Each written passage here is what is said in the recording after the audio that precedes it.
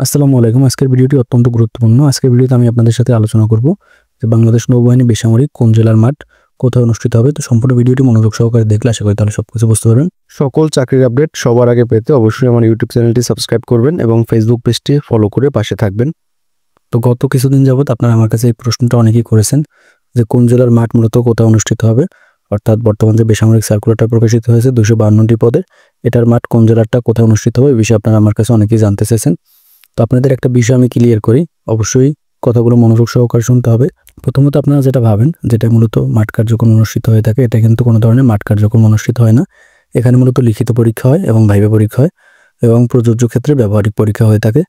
তো আপনারা অনেকেই ভাবেন যে নৌবাহিনীতে যখন নাবিক বা এমওডিসির নিয়োগ হয় তখন কিন্তু বাংলাদেশটাকে তিনটা ভাগ করা হয়। এক গ্রুপের মাঠ হয় ঢাকা, অন্য গ্রুপের মাঠ হয় খুলনা এবং আরেকটা গ্রুপের মাঠ হয়ে থাকে মূলত চট্টগ্রামে। তো আপনারা সেটাই ভাবেন যে হয়তো আপনাদেরও মাঠ হবে, কিন্তু আপনাদের কিন্তু কোনো ধরনের মাঠ কার্যক্রম অনুষ্ঠিত হবে না, আপনাদের লিখিত পরীক্ষা হবে। তো আপনাদের লিখিত পরীক্ষা হবে মূলত ঢাকাতে। তো এখন আপনাদের প্রশ্ন হতে পারে ঢাকা কোথায় পরীক্ষা হবে? ঢাকায় যে কোনো স্কুল বা কলেজে মূলত আপনাদের পরীক্ষা হবে।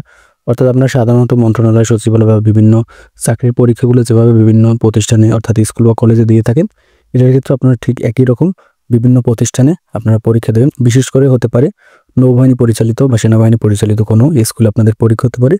তো পরীক্ষায় আপনারা যখন পাশ করবেন, অর্থাৎ লিখিত পরীক্ষায় পাশ করার পরে আপনাদের নির্দিষ্ট স্থান বলে দিবে কোথায় আপনাদের ভাইভা বা ব্যবহারিক পরীক্ষা হবে।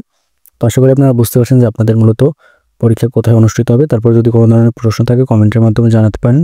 ধন্যবাদ সকলকে।